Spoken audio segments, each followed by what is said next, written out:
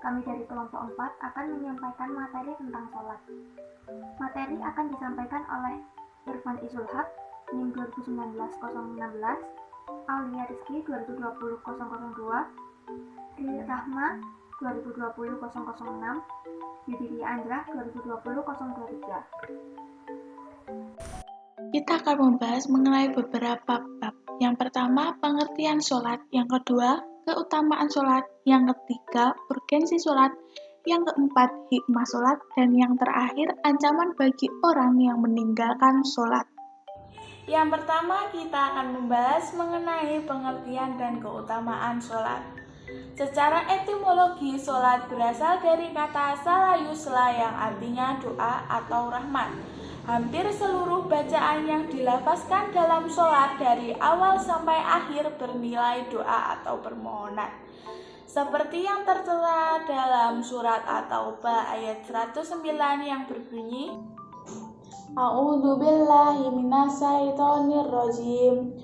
Wa sholli alaihim innan sholawataka sakanul lahum wallahu sami'un alim, yang artinya, dan mendoalah untuk mereka.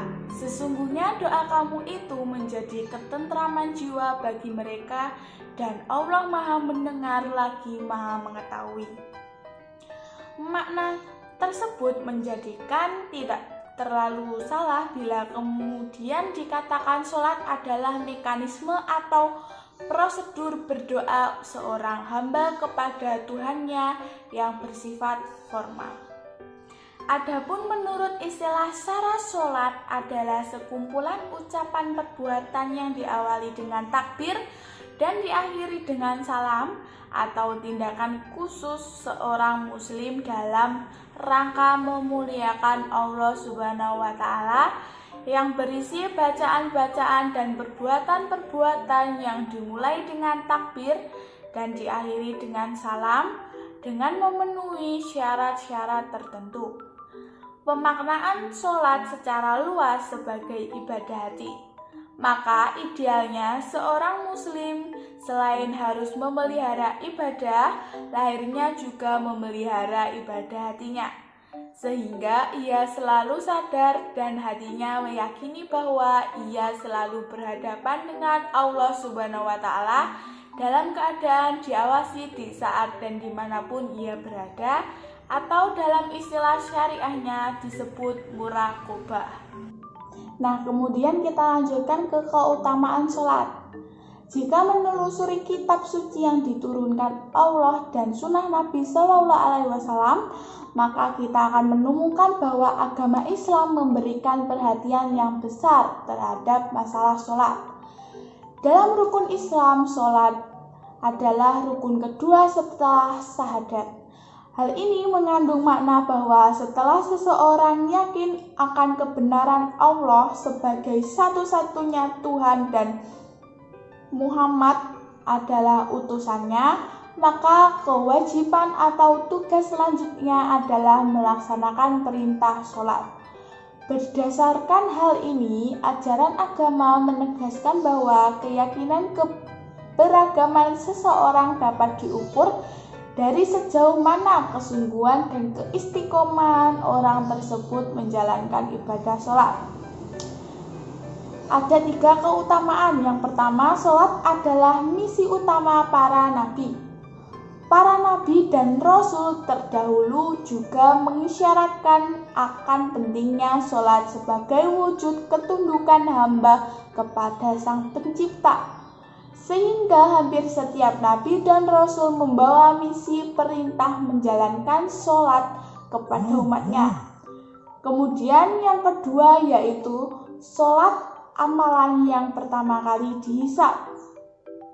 Setiap perbuatan yang dilakukan di dunia ini dan di akhirat nanti pasti akan dihisab oleh Allah Subhanahu wa Ta'ala.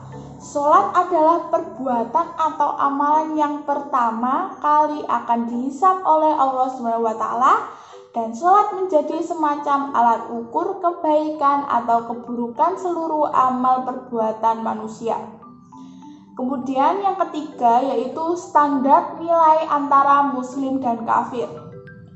Sholat merupakan identitas diri bagi seorang muslim. Siapapun dia yang mengaku beragama Islam, maka wajib melaksanakan sholat.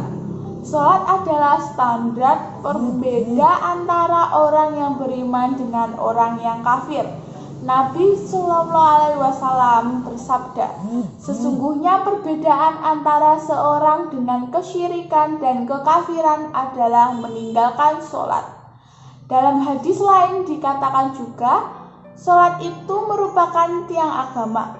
Siapa yang mendirikan sholat berarti mendirikan agama, dan siapa yang meninggalkannya berarti ikut meruntuhkan agama.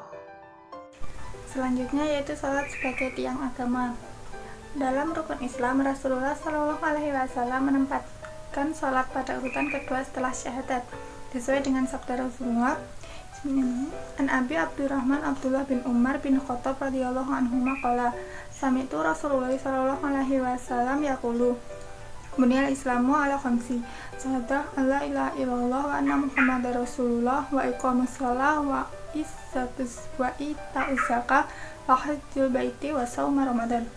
Dari Abdurrahman Abdullah bin Umar bin Khattab radhiyallahu anhuma berkata, saya mendengar Rasulullah bersabda, Islam didirikan di atas 5 perkara, yaitu bersaksi bahwa tiada sesembahan yang berhak disembah secara benar kecuali Allah dan Muhammad utusan Allah, mendirikan sholat, mengeluarkan zakat, mengerjakan haji ke Baitullah, dan berpuasa pada bulan Ramadan. Hadis riwayat Bukhari dan Muslim. Rukun Islam diibaratkan sebagai tiang pada sebuah bangunan. Semakin kokoh tiang, maka semakin kokoh pula bangunan tersebut. Jadi semakin kokoh rukun Islam seseorang, maka semakin kokoh pula agama Islam orang tersebut.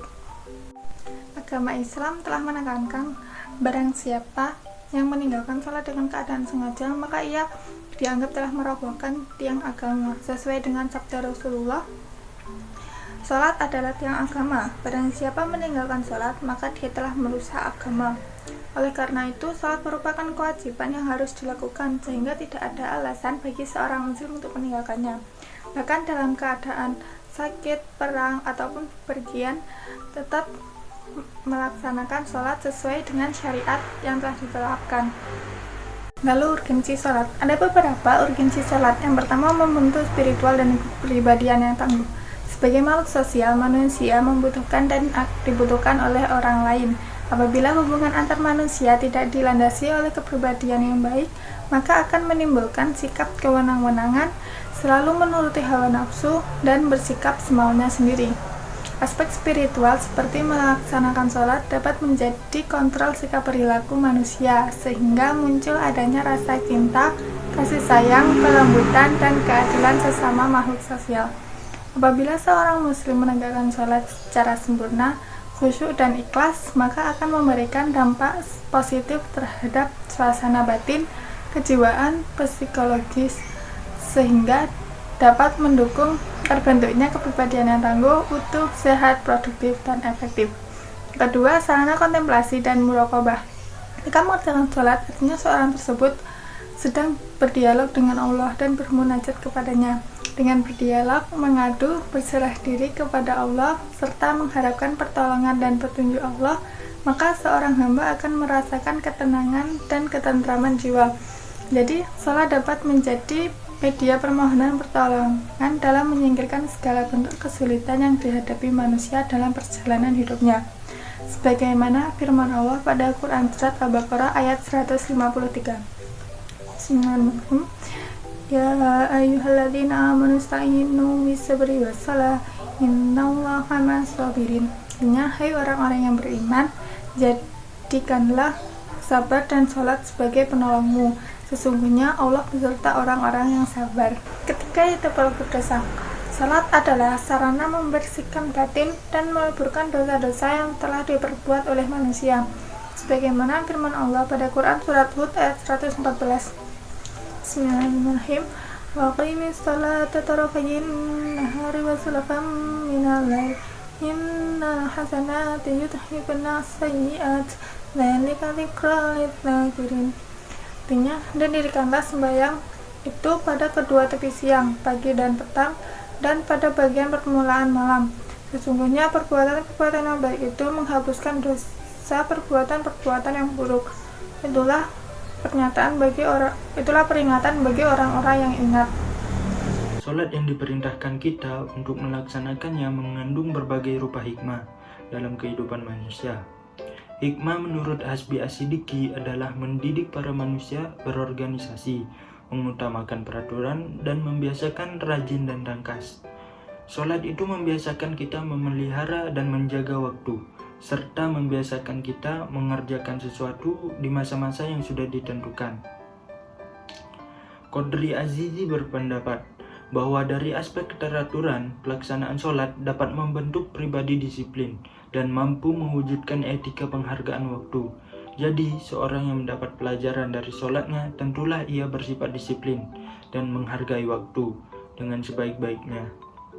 Di samping itu, sholat dapat memberikan ketentraman dan ketabahan hati, sehingga tidak mudah putus asa dan gelisah jiwanya tatkala musibah menimpa, dan tidak mudah lupa daratan bila memperoleh kebahagiaan dan kenikmatan.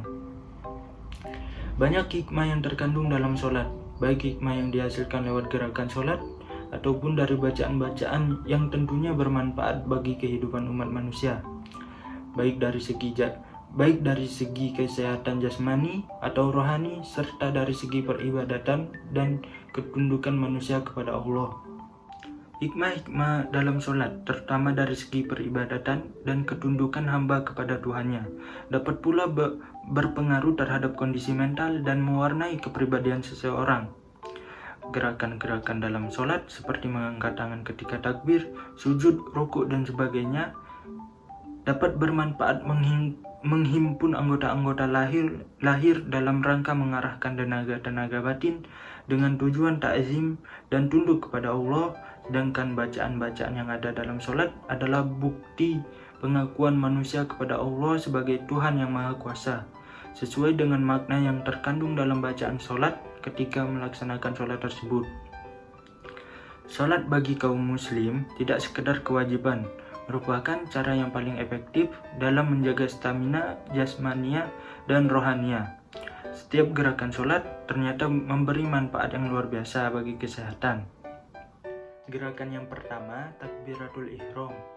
Berdiri tegak, mengangkat kedua tangan sejajar telinga, dan ditanamkan dalam hati kesadaran diri bahwa kita adalah hamba Allah yang paling kecil dan hina di depannya.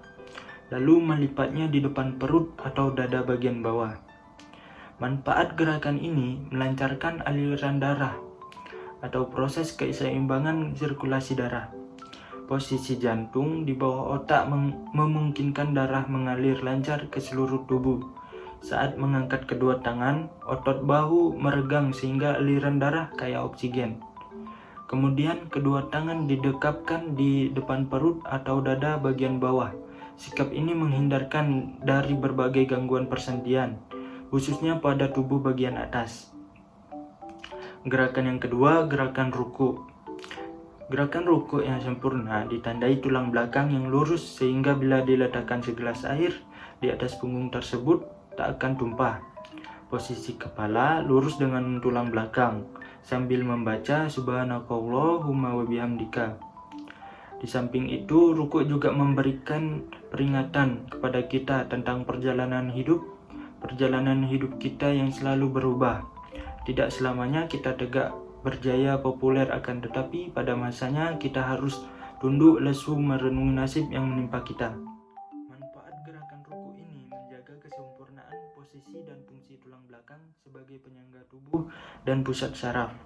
Posisi jantung sejajar dengan otak, maka aliran darah maksimal pada tubuh bagian tengah. Tangan yang bertumpu di lutut berfungsi relaksasi bagi otot-otot bahu hingga ke bawah. Selain itu, ruku adalah latihan kemih untuk mencegah gangguan prostat. Gerakan yang ketiga, i'tidal. Gerakan bangun dari ruku, tubuh kembali tegak setelah mengangkat kedua tangan setinggi telinga. Dalam hati kita bersyukur karena Allah memberikan cinta dan kasih sayangnya.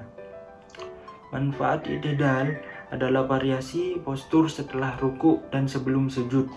Gerakan berdiri bungkuk, berdiri sujud merupakan latihan pencernaan yang baik. Organ-organ pencernaan di dalam perut mengalami pemijatan dan pelonggaran secara bergantian. Efeknya, pencernaan menjadi lebih lancar. Gerakan yang keempat, gerakan sujud. Gerakan dengan meletakkan kedua tangan, lutut, ujung kaki, dan dahi pada lantai. Dalam hati seorang hamba dengan sadar mengaku bahwa dirinya tidak terlepas dari perbuatan dosa dan selalu dalam rahmat Allah, dalam cinta dan kasih sayangnya. Sadar bahwa segala yang dinikmatinya selama ini semata-mata pemberian Allah. Jika dia berkehendak untuk merendahkan atau meninggikan derajat dan memohon agar rezekinya senantiasa dipenuhi oleh Allah, dan sadar bahwa dirinya sangat membutuhkan bimbingan dan petunjuk dalam menjalankan kehidupan di dunia dan meminta ampunan. Manfaat gerakan sujud. Aliran getah bening dipompa ke bagian leher dan ketiak. Posisi jantung di atas otak menyebabkan darah kaya oksigen bisa mengalir maksimal ke otak. Aliran ini berpengaruh pada daya pikir seseorang.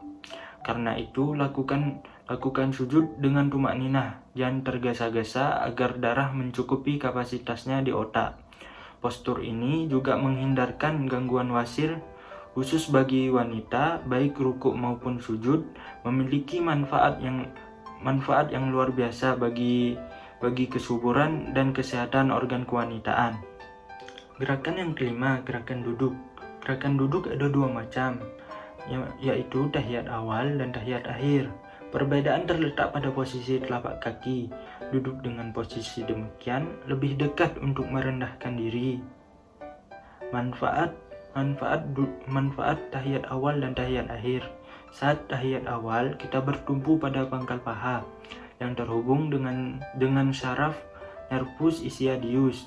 Posisi ini menghindarkan nyeri pada pangkal paha yang sering menyebabkan penderitanya tak mampu berjalan.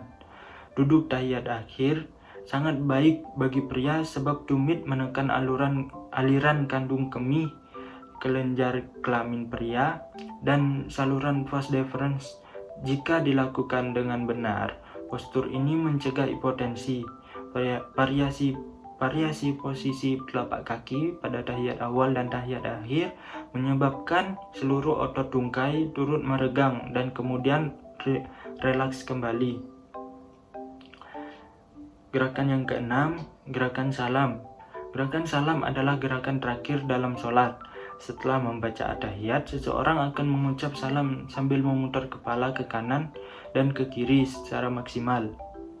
Manfaatnya, relaksasi otot sekitar leher dan kepala menyempurnakan aliran darah di kepala. Gerakan ini mencegah sakit kepala dan menjaga kekencangan kulit wajah. Saya akan menjelaskan ancaman bagi muslim yang meninggalkan sholat. Sebagaimana kita ketahui bersama bahwa sholat merupakan ibadah yang paling penting dalam agama Islam. Selain sebagai penunjuk ketakwaan, sholat yang kita lakukan juga berfungsi sebagai tiang dari agama Islam. Berulang kali Allah mengingatkan kepada kita tentang besarnya pahala dan janji kenikmatan surga yang akan diberikan kepada umat Islam yang konsisten melaksanakan sholat. Mengenai status bagi muslim yang meninggalkan sholat 5 waktu berdasarkan pada hadis nomor 1420 riwayat Abu Daud, sholat 5 waktu telah difardukan oleh Allah kepada hamba-hambanya. Barang siapa yang mengerjakannya dengan tidak menyia-nyiakan hak-hak sholat sedikit pun, maka Allah berjanji akan memasukkannya ke dalam surga. Dan barang siapa yang tidak mengerjakannya, maka tidak ada janji Allah baginya. Jika Allah berkehendak, maka Dia akan menyiksanya, dan jika Allah berkehendak, maka Dia akan memasukkannya ke surga. Dari beban sanksi yang demikian berat, setidaknya kita bisa mengambil pelajaran bahwa betapa tingginya nilai sholat. Kewajiban tidak bisa ditawar-tawar selama akal masih sehat. Islam memberikan keringanan atas sejumlah kendala dalam pelaksanaan sholat, tapi tidak dengan cara meninggalkan sholat sama sekali. Sekian materi dari kami. Wassalamualaikum warahmatullahi wabarakatuh.